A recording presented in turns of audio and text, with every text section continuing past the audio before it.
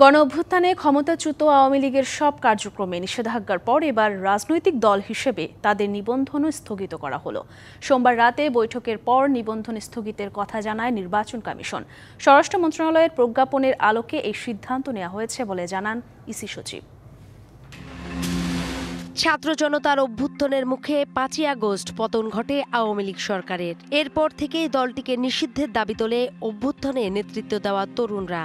পরে সে তরুণদের নেতৃত্বে গড়ে ওঠে রাজনৈতিক দল জাতীয় নাগরিক পার্টি এনসিপি। গেল বৃহস্পতিবার সংগঠনের নেতা হাসনাত আবদুল্লাহর নেতৃত্বে প্রধান উপদেষ্টার বাসভবন যমুনার সামনে রাতভর অবস্থান নেয় এনসিপি।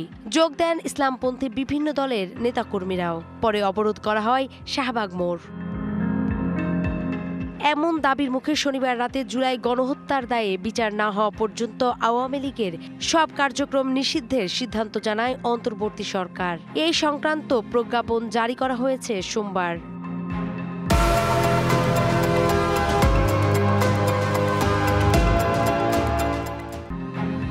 আইন শৃঙ্খলা সংক্রান্ত উপদেষ্টা পরিষদ কমিটির বৈঠকের পর এ নিয়ে কথা বলেন স্বরাষ্ট্র উপদেষ্টাও। এখন প্রজ্ঞাপনে যে ধরনের ইনস্ট্রাকশন আছে আমরা ওই ধরনের মধ্যেই কাজ করব এবং আপনাদের অনুরোধ করব যেন আমরা ওই ধরনের ভাবে কাজ করে দিতে পারি।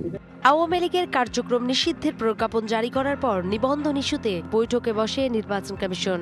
বৈঠক শেষে দলটির নিবন্ধন স্থগিতের সিদ্ধান্তের কথা জানান ইসি সচিব। ইলেকশন কমিশন সিদ্ধান্ত নিয়েছে যে আওয়ামী লীগের নিবন্ধন স্থগিত করা হলো।